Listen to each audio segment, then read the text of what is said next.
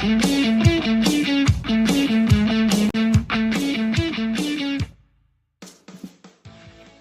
right, welcome back. Starting a clinic today, Coach Steve clinic all day, different presenters. First one is Coach Jon Adkins, head football coach at Mahomet Seymour High School, down by right outside of Champaign. It's a little north of Champaign. Coach, thanks for being here, presenting today in the morning. Don't worry, I forgot to tell you, Coach, before we started, had a regional championship game last night, went to 3 overtimes. Wow. So I got home late. So I was like, it's like 9:30. I was like, what do I have tomorrow? Oh, yeah, 8 a.m. I got to get up and ready to go. But that's awesome. Well, no, man, I appreciate you having me on, and this is awesome what you're doing for the coaches and just great stuff, man. So I'm going to you ready for me to try to share my screen here, see if this works? Floor is yours, Coach. You start. Okay, share screen. What are we doing now? All right, let's see. Can you see this, Coach? Does it work? There you go. Okay, because I can no longer see you now. So and you don't want to see me anyway. you got the whole slide and everything. It's good? Yep, it's good. I got up. Okay, you're good to go. Deal. All right. Well, again, I appreciate you having me and coaches out there, thanks for listening and or maybe going back and watching this when you get time. I understand how everybody's schedules is. In fact, that's why Coach is on here at 8 a.m. because I got to run up north for my daughter's cheer competition after this. So appreciate you letting me do this. Again, just going to give you a little bit about Mahomet Seymour football and kind of how we do things. Myself, personally, when I go to clinics, I kind of hate the beginning 15 minutes, right, where they spend time kind of talking about themselves and everything. And I've always had the philosophy of I'm sitting in here listening to you because I know about you. So don't waste your time telling me about you. I want to know about the topic at hand. So, and I also, along that same line, I love what Glazier's doing now with the 3 coaches at the table, and they just kind of go through rapid fire ideas, right? Like I'm kind of at a place in my career where I just want to take little bits and pieces of nuggets here and there. And so that's kind of what today's presentation is going to be. Again, I'm kind of giving back maybe what I like to see whenever I go to presentations. And if you guys do all of this stuff, then great. I must be doing something right. But hopefully there's maybe 1 or 2 things that we do that you guys might, be interested in. And feel free, shoot me an email. Reach out to me. I'd be happy to share this with you or any more specific information with any of you that you might have on any specific slide. So with that being said, again, I told you I wasn't going to do this, but here is just a quick little bit about me. I'm at Mahomet Seymour right now, been here for 6 years, and you can read the rest. Like I said, I don't like it when coaches spend 15 minutes on that. But I did want to kind of just give you a little bit of background. And then this is kind of some of the topics that we're going to cover today, and I'm going to get into detail on some of them. Again, I love questions. If you got them now or, like I said, through email later, by all means, please feel free to ask away or shoot those emails to me of any of this. So one of the things that I think is incredibly important, again, I've only been here for 6 years, and everything that you're going to see today has been done throughout the 6 years. I've had so many guys tell me kind of through this time of, how are you able to do all of that, in the short amount of time that you've been here? And I'll get into some of that as we go through these slides. But this right here, I think is the number one most important thing. When you take over a program and you want to build something, I think you have to have a staple, right? You have to have that slogan, that tagline. For us, it's our foundation, right? And I'll talk about that here in a minute, how we build the house and whatnot. But for us, it's family strong. Like that's who we are. That's what we believe. We put it on every single shirt that we have. It's all over my classroom. It's in our locker room, et cetera, et cetera. That is our tagline, if you will. And I got this from Tim Thornton several years ago. He had a saying or a tagline, finish hard, faster, FHF, whatever it was at the time. And And I was like, man, coach, I go, what does that mean? He's like, it's us. It's who we are. It's what we do. And it's what we build off of. And so I thought that was really important to kind of have something that represents you. And for us, that's Family Strong. Now, we talk about that foundation. How do we get there? Well, when you build a house, you got to have something, to hold up the roof, essentially. So for us, that's our 4 core pillars. How are we going to be Family Strong? Well, we're going to do it by being accountable, having great effort, maximum character, and then discipline as well. So that's kind of how we get the Family Strong built up. And then I'll show you here, I believe it's on the next slide, and in one of these next couple slides, kind of what the peak of that pyramid of success looks like. But that's the key takeaway here is find a slogan, find something that you want to identify yourself and your program as, and then build that, right? Build upon that and promote it as much as you possibly can. So I'll get into this a little bit here. Okay, so you see on there it says payment is due. That kind of goes with our house, but each year I let the senior leadership group kind of define what they want their season to be, right? We're always going to be Family Strong, and we're always going to have those 4 core pillars. But what is a special identity about this group this year? This year, as you see here on the slide, just happened to be payment is due, right? It went with the house theme. We talked about building a house. Well, when you build a house, well, now you got to pay for the house. So essentially it's, kind of put the work in to do what it takes to keep that house going and whatnot. So each year I let that senior leadership group kind of develop that tagline or identity for that specific year and that specific group. This year that you see right here just happened to be payment is due. In fact, this coming year, we're going to be raise the bar, and I'll talk a little bit about that here in a second. You can see last year, okay, so here it is right here. You can see last year at the bottom of that schedule on the left, we were run the block. So the kids that year had talked about, a bunch of houses on the block. At the time, we had won 3 straight conference championships. So they wanted to have the mantra of, we run the block. Let's continue to run the block. And so that was kind of that class's identity, if you will. This year, you can see there on the right, this group has chosen raise the bar. We have lost in the first round of the playoffs in the last 2 years. This group is not satisfied with that. They want to get back, to where we were in 2021 and in 2022, where we're making deep runs. So their philosophy or their tagline identity this year is going to be raise the bar. But again, it all comes back to who we are. We're Family Strong. This is how we're going to get there. And then this is our ultimate goal or our ultimate identity, if you will.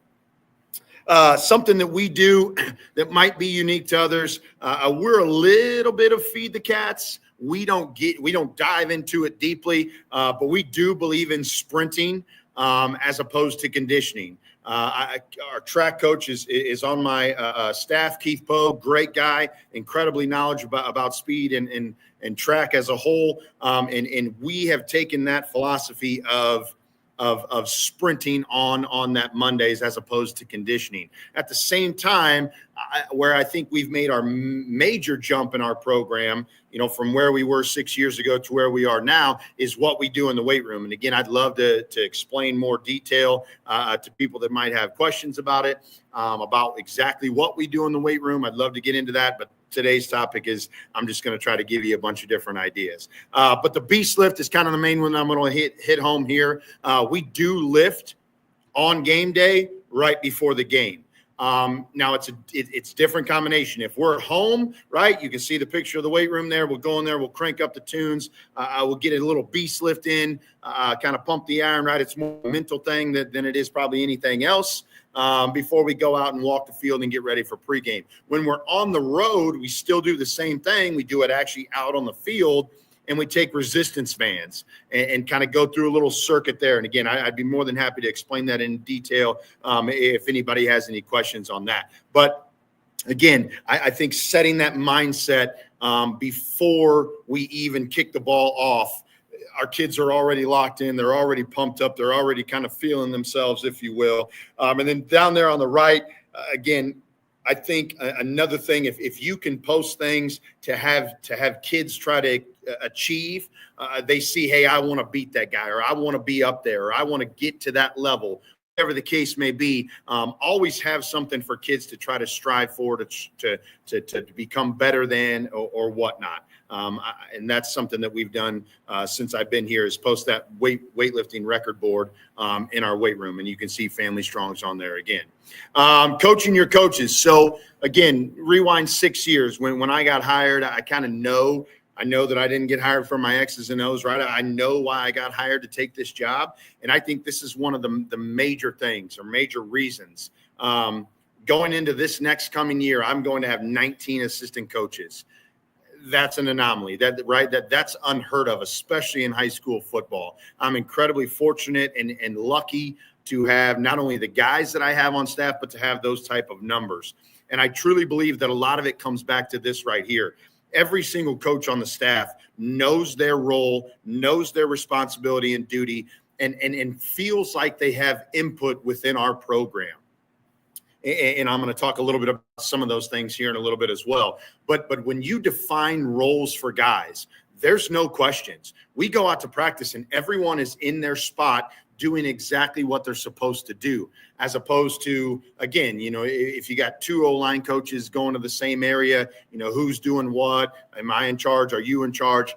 Again, we try to answer every single question that we might possibly have before we even step out there. And this is one of the things that I give out to them within our spring meeting, where I bring the coaches in. And obviously, we kind of talk about the upcoming season. One of the main things that I do is I lay out the duties and responsibilities, and we try to answer any and all questions before we even get out onto the field where the players are around. So this is something that I strongly recommend as well. And again, I'd love to talk in more detail about this later if anybody's got any questions. Travel gear. So this is something that, again, I feel is incredibly important within our program, right? We talked about discipline being one of our four core pillars.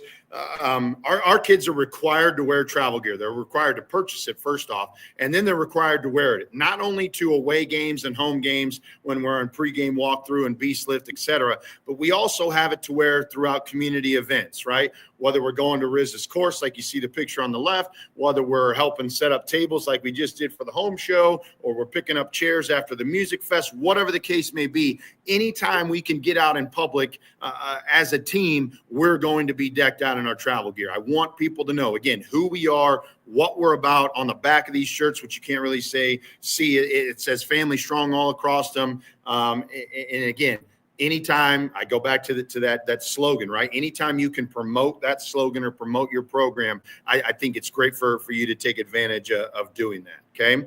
And it's a 4-year investment, right? You purchase it. Now, some kids get bigger, right? But for the most part, it ends up being a 4-year investment. So it's really not that much money. Again, I talked about, promoting your program and that slogan and that tagline. I think Twitter is one of the greatest things ever invented, right? We try to do everything we can to promote our kids. And you can see there on the right, we assign dogs of the day, right? So at the end of each game, we as a coaching staff, we kind of choose, who gets rewarded that week as being the dog of the day. We put that on Twitter, again, tag the kids. Our community buys into it, right? They're liking it, they're retweeting it, and all that stuff. Anytime there's awards, we do Gatorades or Powerade players of the day. I'll talk about that here in a second. When we do our kids camp, just anything, again, that you can do to help try to promote your program as much as possible, I'd say take full advantage of that. You can never not promote it enough, right? Like we stress all the time, we want and need everybody on our side. Right. And so how can we show them all the great things that we're doing? And again, I think Twitter and social media as a whole has been invented for just that, for you to show the community members, show the grandparents that live down in Florida, just all the great things that your kids and your program is doing. Community outreach. Again, I talked a little bit about this as far as the travel gear is concerned. But again, it all goes back to promoting your program. Down there in the bottom, right, we're helping load mini fridges in dorm rooms for the U of I. We do High Five Fridays up in the top left there, where I send my seniors and my leaders out to the elementary schools on Friday game days, right? Just giving kids high fives, welcoming them into the school. Again, we're wearing football, gear. So the kids see that helps, as they come up, hey, I can't wait. I get to go to school someday, when I get older, and high five little kids. And again, it just kind of makes their day. It sets the tone for a Friday. Actually, believe it or not, helps our own high school kids as well. Like they see the smiles on these kids, and the picture there in the middle. The older the kids get, hey, I can't wait to watch you play tonight. And again, that makes that kid feel really good, and he knows that when he steps out on the field on a Friday night, he's not only playing for himself and his teammates, he's playing for those little kids that are watching him and looking up to him as well. So again, back to promoting your program. Anytime you can get your kids or your name or your identity out there amongst the community, I think just helps in so many different ways. Kids camp, this is one of my most disliked things just because of all the logistics that goes into it. However, I think, again, it's one of the greatest things that we do. We're fortunate. We have 147 kids in our program this year. That's freshman through senior. And we're a 5A school. We got 1,000 kids in our school. So it's not like we're, some ginormous school, but we're fortunate enough to have those numbers in our program. And I think one of the things, success obviously breeds success. I'm not naive to that, but I also think that kind of what we do with the youth, whether it's getting our coaches and our kids down, being visible at the MSYF games, or in this case, our kids camp that we host, promoting fun football, right? Like too many times football is a grind. It's hard, it's physical, right? It can kind of shy some kids away from it, again, depending on size and whatnot, or the experience that they had. So how can we make it as fun for those kids as possible, where the less is more, and they can't wait to come back next year, or they can't wait to play in high school, or like I mentioned, they can't wait to be that senior, wearing a jersey, high-fiving kids at school. So have the kids camp, as much stress as it might be, and find different ways to make it fun for those kids. You can see the picture there in the middle. Again, how we incorporate the community. We have our local fire department come out. They take the hose, and after one of the hot days, they soak down the kids, and the kids love that right there on the hill, and their parents might not, but the kids do. We'll give them popsicles, and then I mentioned that the Powerade players of the day. I have our high school kids actually give out the Powerades to the younger kids. So again, those kids are watching a kid that they play, that plays on Friday night, give them a Powerade. And I just think it means so much to those little kids. And then again, I've seen the benefits even for our high school kids, and kind of how they, mature a little bit and become that figure that we want our program to be represented as. So Lift-a-thon. So we don't do cards, right? Again, wrong, right, or indifferent.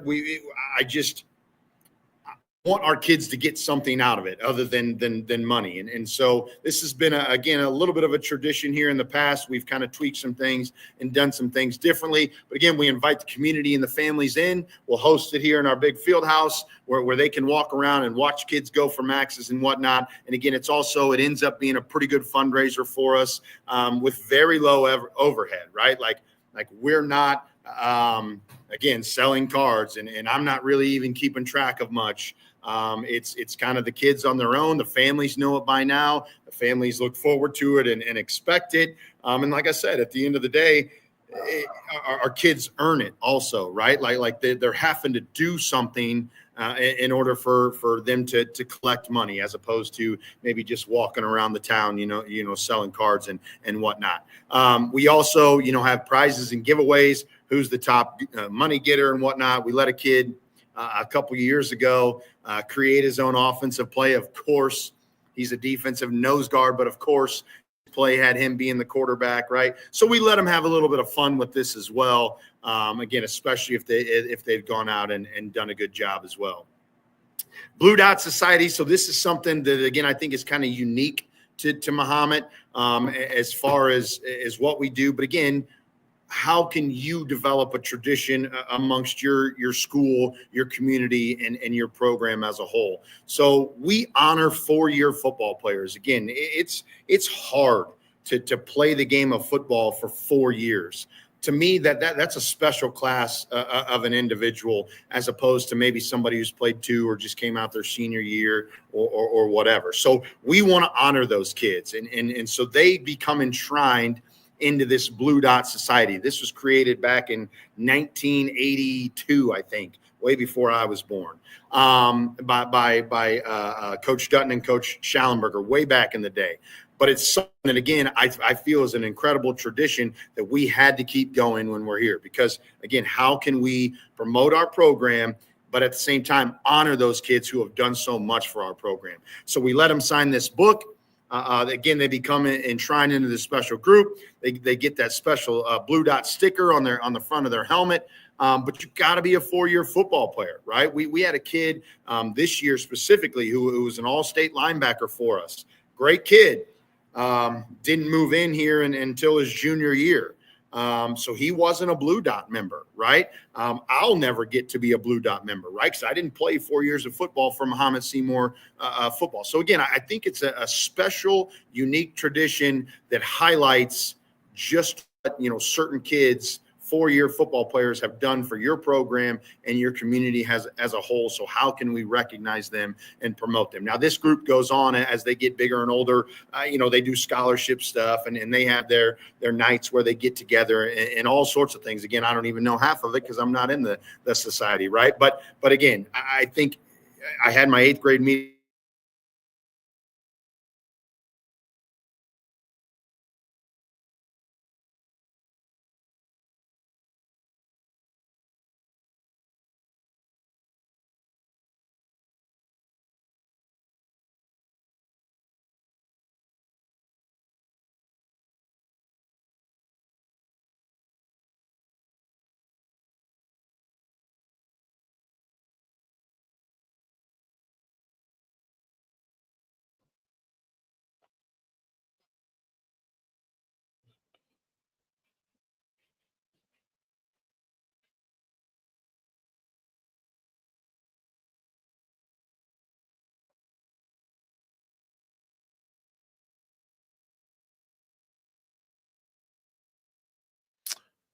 Sorry about that, everybody. Technical difficulties. Coach was just reeling on. We're trying to get him back right now. Apologize for that. That's what happens with online clinics. It kind of stops. So everybody that's watching right now, this is a good time. Please like and subscribe right now. Today, there's going to be other coaches coming on to talk at 11:30 a.m. Central Time. Coach Amenti's assistant coach, O-line, D-line at Memorial Forsyth High School in Illinois. He's going to talk about practical application of wearing GPS sensors for high school football. It's a good way to look at that. Give me 1 second here so I can show you.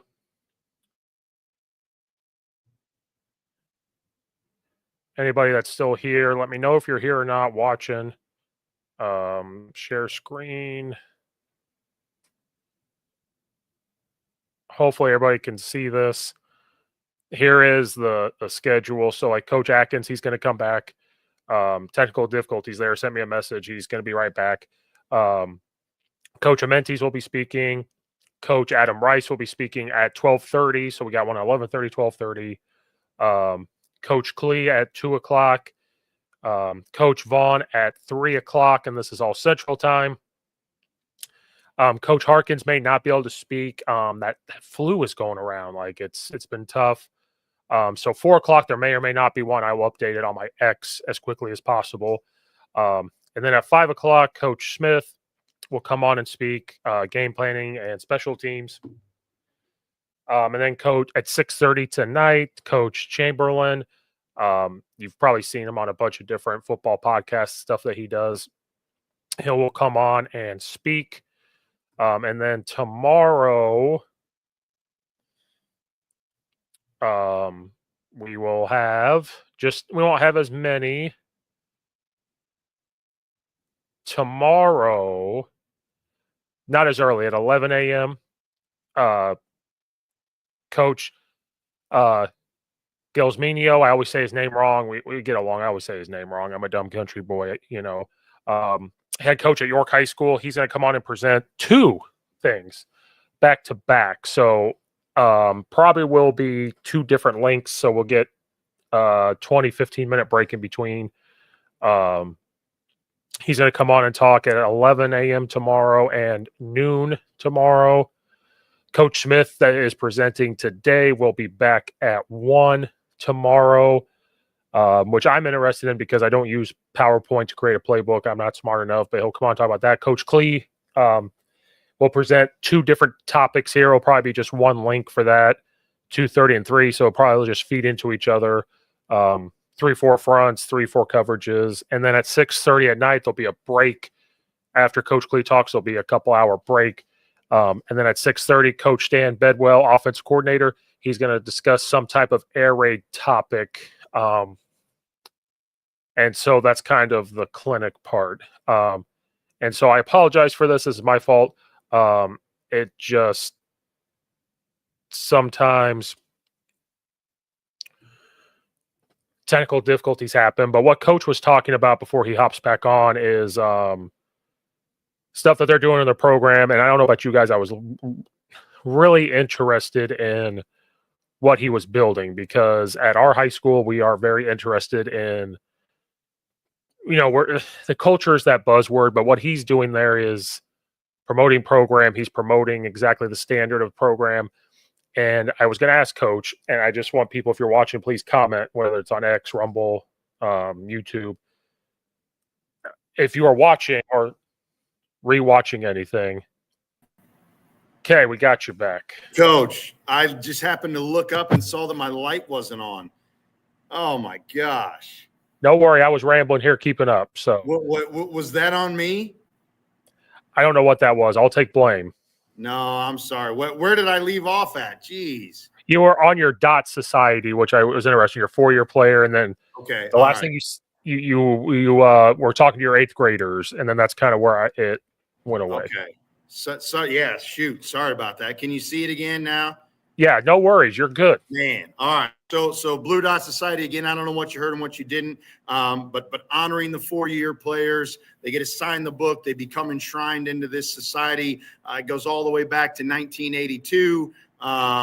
Again, just a special group that does a lot for our program, but at the same time, we recognize those kids who have maybe done a lot for our program and as far as the sacrifices that they've made throughout their 4 years. There's the book. You can see that. Again, they get to sign their name. Your kids come back and look at your signature. They might make fun of your handwriting. But again, it's special, and they kind of know what you've done for that program. The senior trip and the dads, right? I referenced this a little bit. It's kind of that one last hurrah, so to speak. We do it before the season, right? So no dads are mad at you about playing time or anything like that.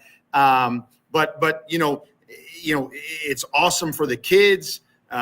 We all hop on a bus together. We go to a Colts game. The Colts let us down on the field, kind of be a part of that, which ends up being sweet. Hold the flag during the national anthem, and when the Colts run out, it's a great time. And again, I've had so many kids tell me, like, this is the first ever football game I've ever been able to attend. So thank you for that. And then again, the dads get sentimental and emotional as well, because they know, like, my son's playing time is coming to an end. And then the opportunities for me to get to watch them, between the white lines is short-lived. And so it does. It becomes a special, sentimental, emotional trip that we have there. And we do that right before the season kicks off. Earn your jersey. I talked about this. A community event. Invite the community out. What you can't see in this picture here is how they're kind of lined up around the field there, kind of encouraging and watching the kids, motivating, right? Even some girlfriends come out to watch their boyfriends struggle a little bit. But at the end of the day, we want them there to show the kids the support that they get, right? And that they deserve. But it's incredibly tough. It's after a 2-hour practice that we legitimately put them through a mini boot camp with bear crawls and crab walks and army crawls and some running back and forth. It is definitely tough. But what I tell the kids and kind of the focus is you can do it. again, nobody asked you to be first. Now, we do have some kids that compete to be first, and I love that. I think that's awesome. But at the end of the day, you can finish this. You just have to tell yourself you can, and you got to fight, right? You got to get through it. What I love most is the team camaraderie that comes with it, right? So if you look in the lower right-hand corner there, that one kid has his running left to do. No one else does, but they all decided to join him, right? He knows they have my back, and we're going to get through this together. And my teammates are there for me, and they're cheering him on. They're motivating him right behind him, and they're running with him. They've already got their running done, but they've decided to run again to help this kid get through it because they know that he's struggling, but they want to show that they're right there with him. And again, I tell the kids, we call it Earn Your Jersey because I say there's so many kids, who have came before you who think that name across the chest means something to them for all the hard work that they've put in. So to me, it's an honor to be able to wear that jersey that says Mahomet Seymour across the front of the chest. And when you walk through the halls, I want you to be proud of that jersey that you put on. I don't want you to think that it's just been given to you, right? You have had to earn the right or earn the opportunity to put this jersey on and wear it amongst the halls and show those people, hey, I have earned the right to put this on, and I am representing the people that have come before. So that's another thing that we do, the kind of double-edged sword there, community event, right? Bring them out, show them the practice, show them the toughness that the kids work through, but then the team camaraderie and the overall mental aspect as well.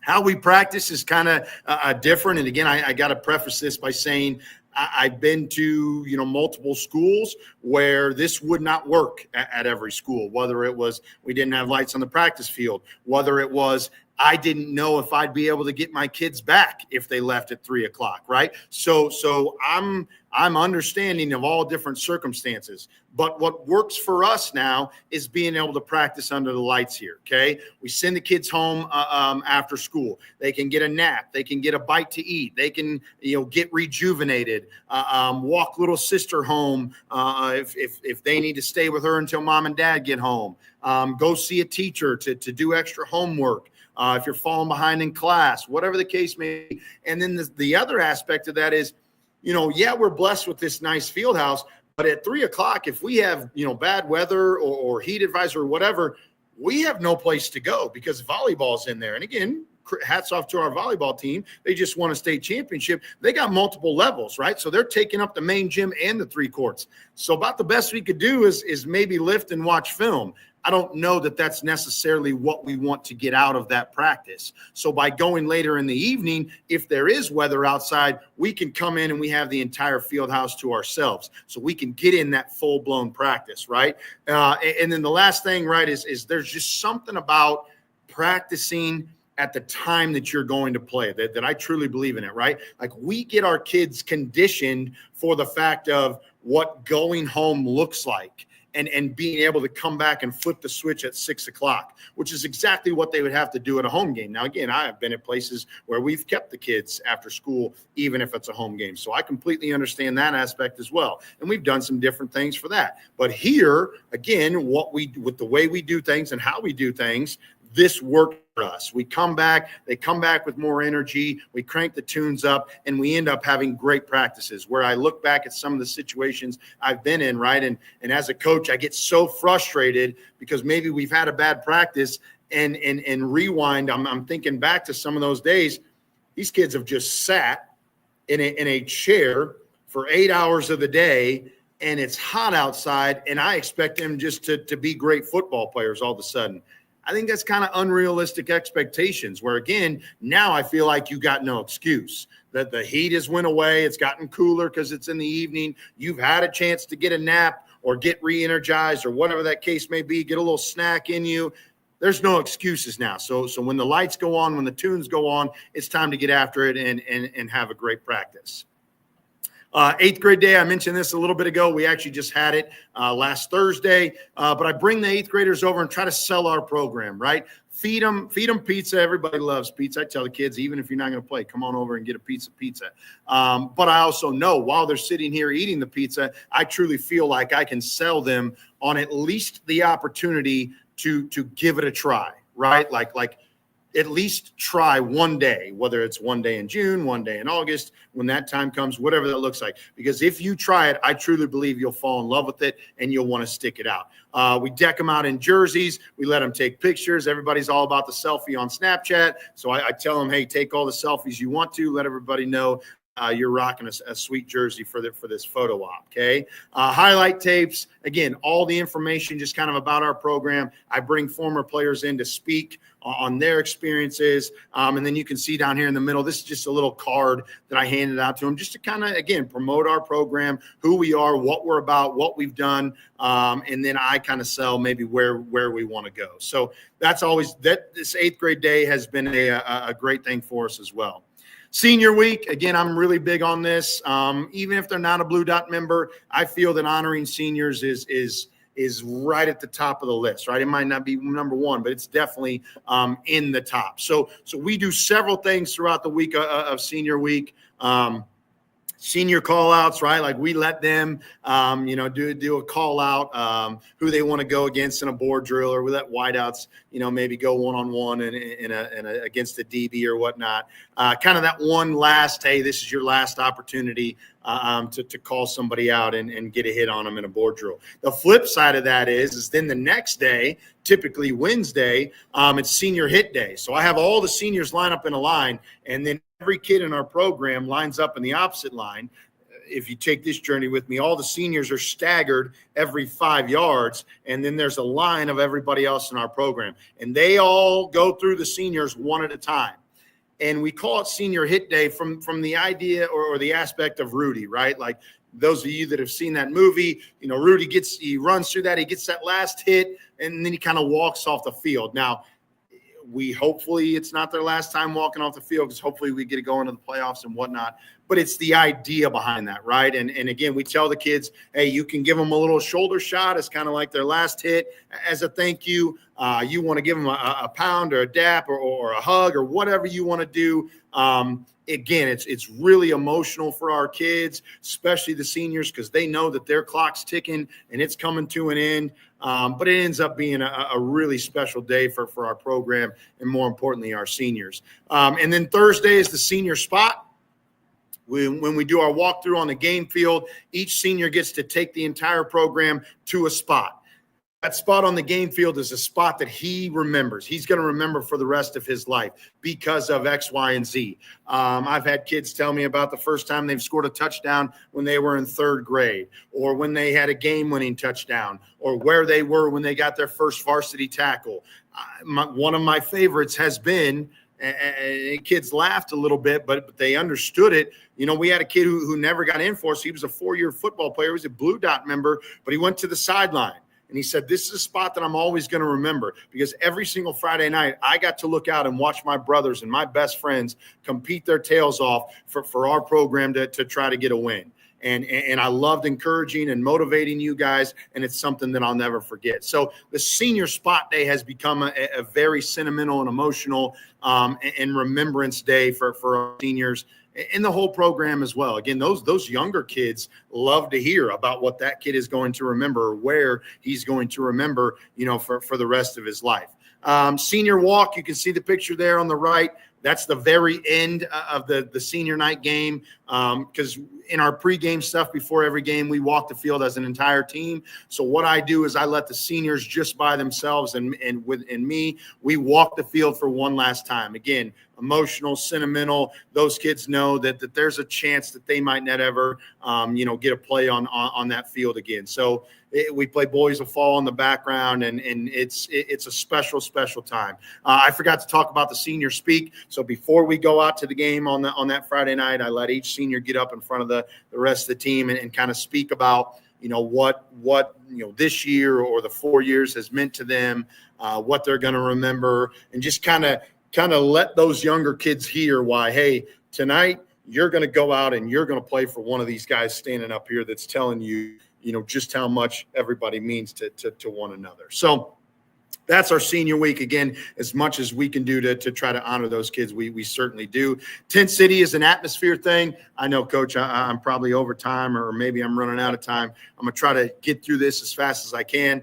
But Tent City is an atmosphere thing we created. You can see there on the left, we threw up tents in the end zone. Our booster club kind of makes them pay a little bit. You can see there on the right, just to kind of bring some funds in a little bit, but it creates an incredible atmosphere in the end zone. I'll never forget when I was in high school, Mattoon High School had a team massive down in the end zone, and it was their student section. And I just always thought that created such an awesome atmosphere, for when that game was going on, and especially, when the ball got down near that end zone. So we've tried to create that now. Again, it's not necessarily our student section because they sit up in their little spot in the bleachers. So it's more families and parents and then little kids as well that get to enjoy that experience down there, from the level of playing field.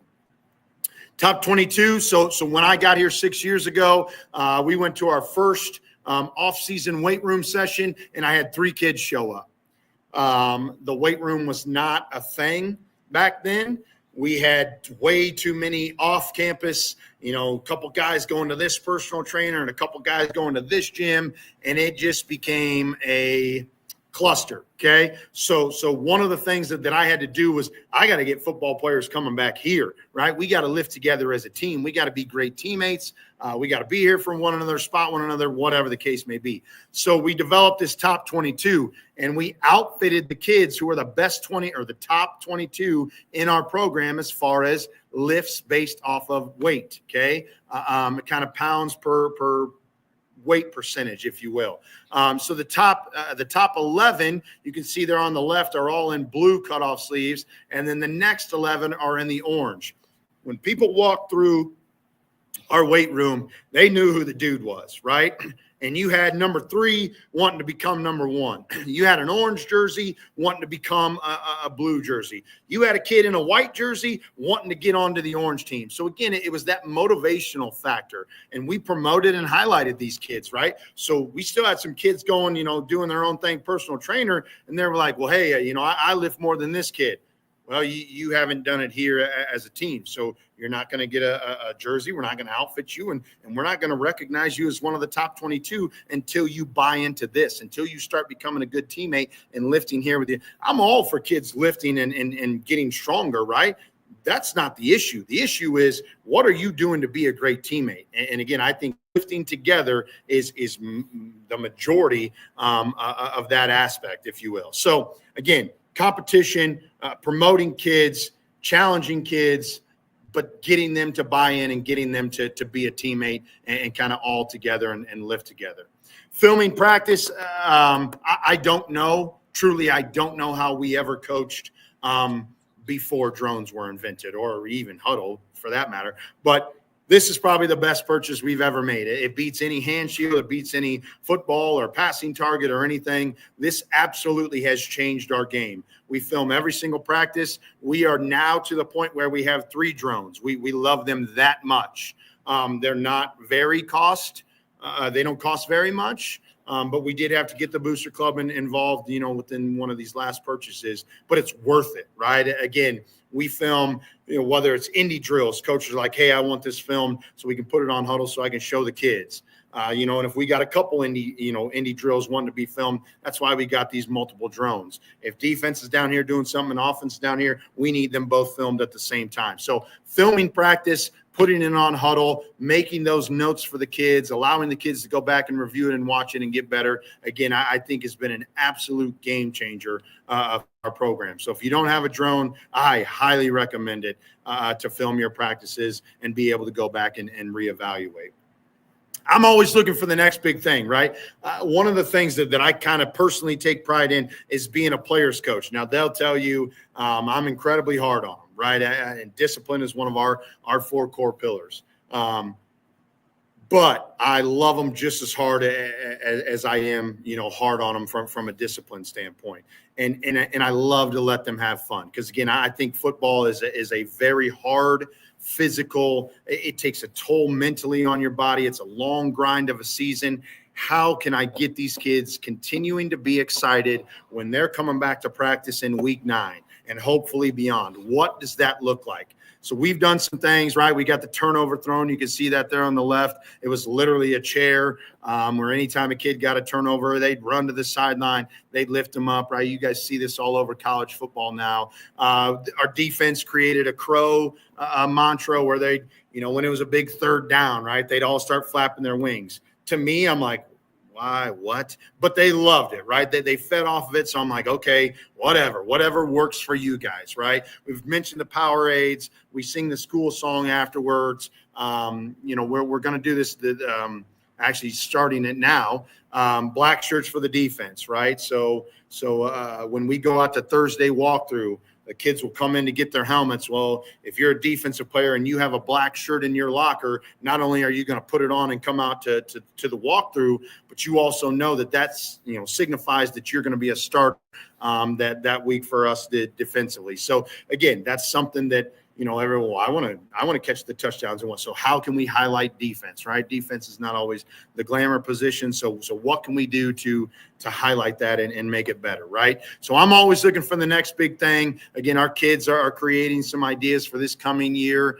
Last year, I think we had Bring the Juice. So the kids brought out like juice jugs or whatever. So when it was a turnover or a touchdown, they chugged you, whatever the case may be. Again, to me, I'm like, whatever. But I need you to have fun with this. And more importantly, I need you to give it your all. I want you to go get on the throne or whatever. Again, whatever makes them give the best effort and be successful. Scouting reports is something we do now on Huddle, not only for us, because we can always go back and view it, but for the kids too, right? Like I used to do the paper copies, right? That get left in cars or left in the bottom of lockers or lost, right? So now we've created it where we're doing it all online through Huddle. Kids always have their phones or always have their Chromebooks with them. So there's no reason why in a study hall you're not going through the scouting report again or watching film again.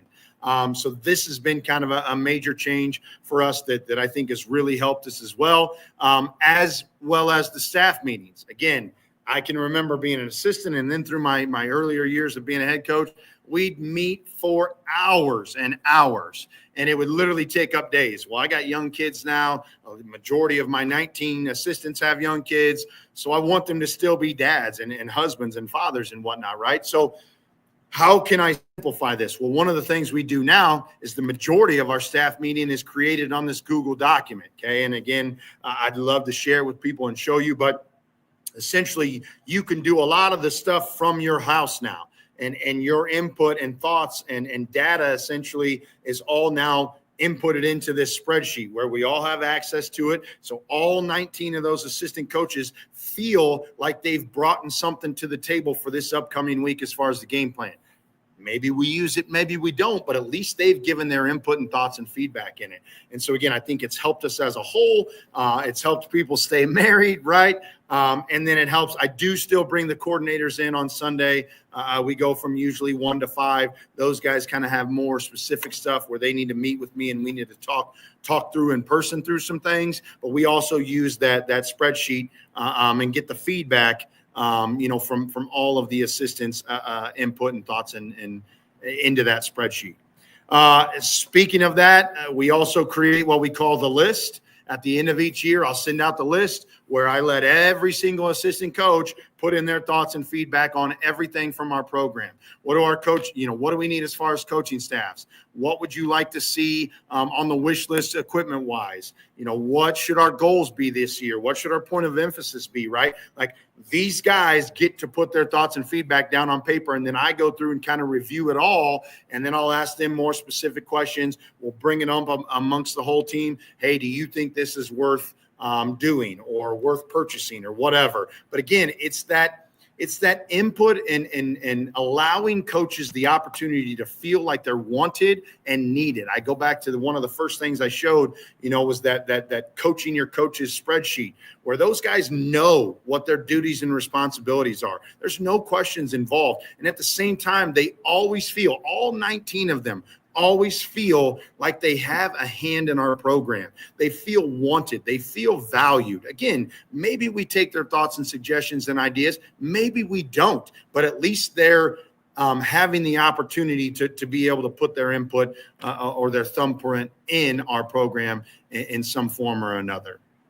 At the same time, clinic presentations. I stole this from Nate Albaugh. I think it's one of the greatest things that I've ever done and or heard about. But when our staff meeting is coming up on Sunday, April 13th, when all the coaches come in here, I'll go through some expectations of the season coming up. And then they get up and in front of the entire staff, they present on what they learned during clinic season.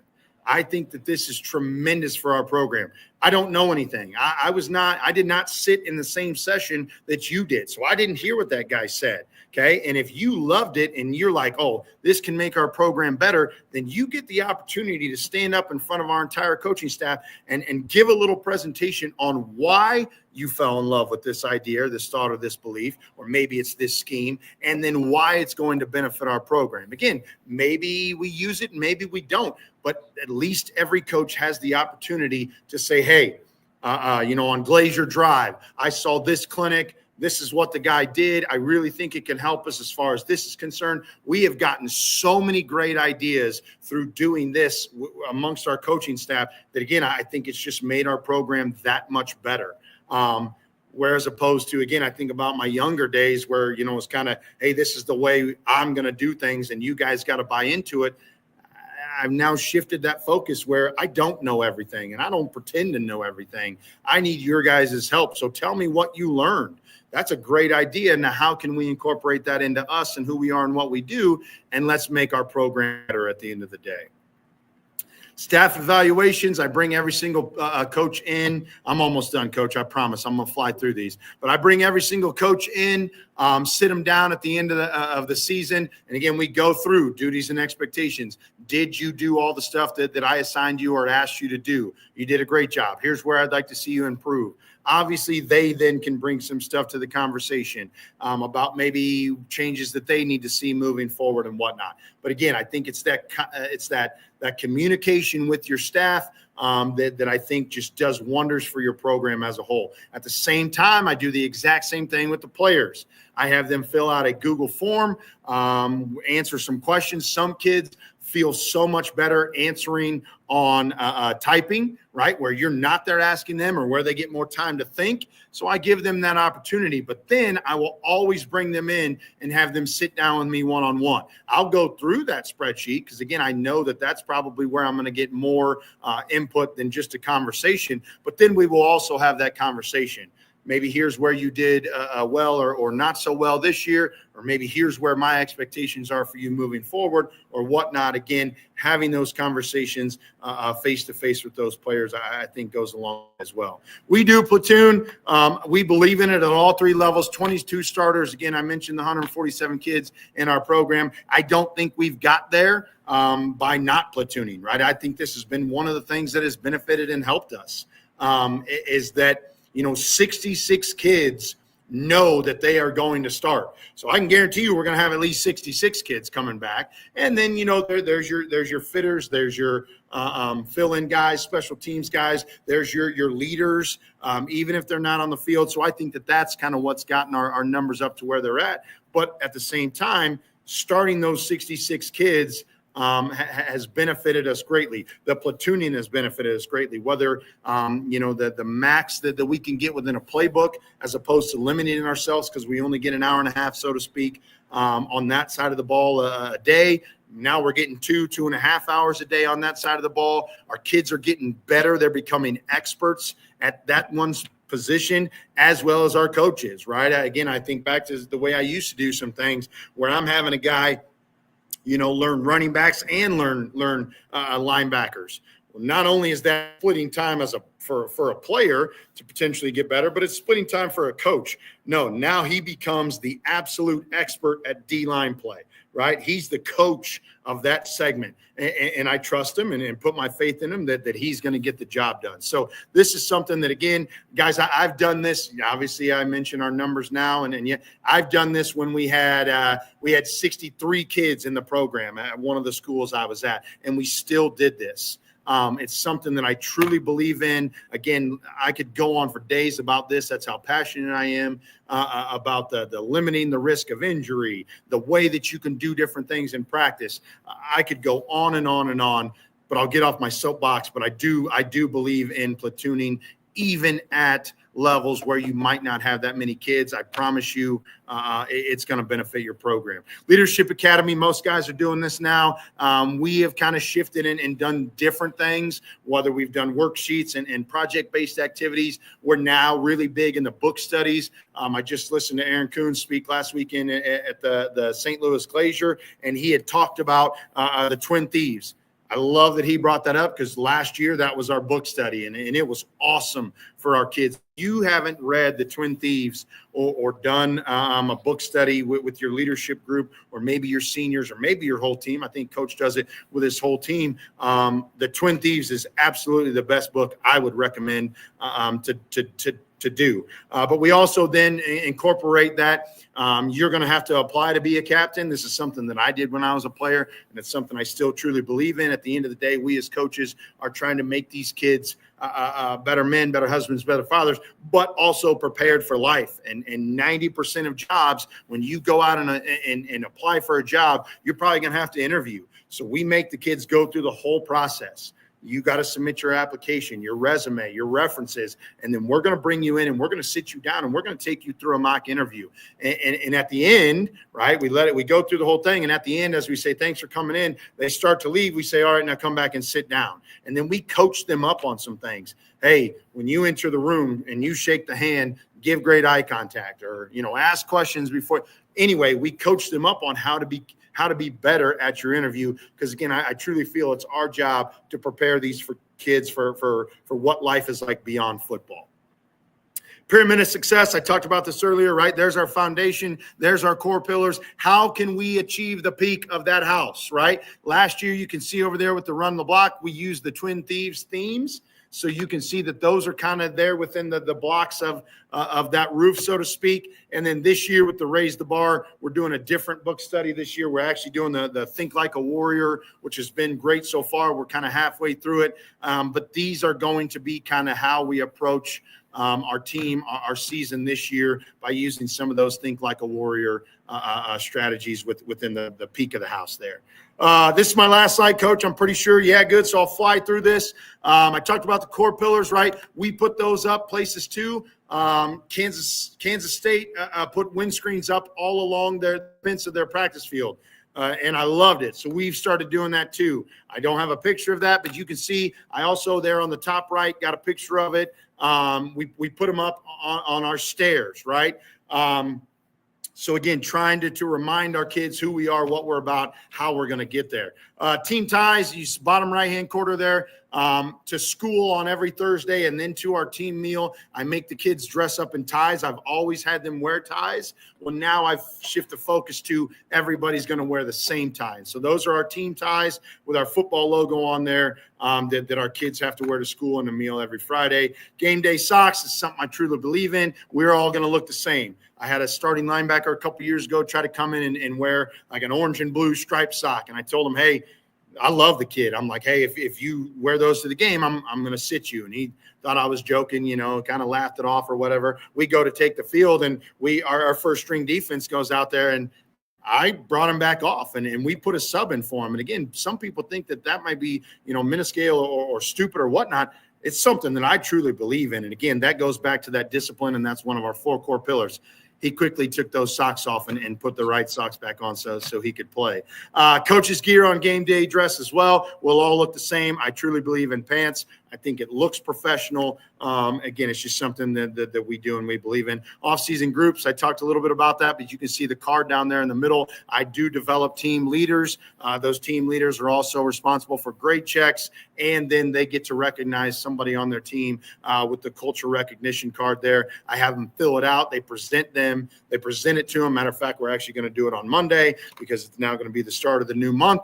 but they present it to them. We take a picture. Again, I talked about Twitter. We put it on Twitter, promote that kid. Hey, you did a great job in the month of February. Thank you for everything you're doing for our program. Pizza party at my house for the playoff parent show. That's been really cool, fun. Kids come over. You can see the pool party down there. And then the college wall. I don't have a picture of this, but right there in the entrance of our locker room is a wall where we've taken and we put up a picture of every kid from our program who went on to play college football. Again, we want to, as much as we can, promote our kids to try to strive for something. I mentioned the record board in the weight room, right? They can see it. I want to be up there. I mentioned the jerseys, the 22. I want to get a orange shirt. Now they see the pictures on the wall, the college wall. I want to have my picture up on that wall forever. So again, now trying to emphasize or promote kids striving to go play college football as well. So I tried to go as fast as I could. I apologize for the little inconvenience there with the screwing up of the internet. It must have been. So I apologize for that. But I do truly love the rapid fire. I hope you got something out of this, one thing out of this. I always try to leave a clinic with at least one thing, because to me, I feel that I've gotten better. So hopefully everybody was able to get one thing out of this, if nothing else. And please, by all means, my information's up there. Feel free. I know I flew through it, but I would love to take the time to sit down with you guys and explain in more detail, whether it's through email, phone call. I'll send you this PowerPoint or send you any one of my spreadsheets or anything else that you might want. So, Coach, thanks again for allowing me the opportunity to speak. And more importantly, thanks again for putting this on to make coaches better throughout the country, man. I really appreciate it, and I can't wait to watch the rest of your shows, man.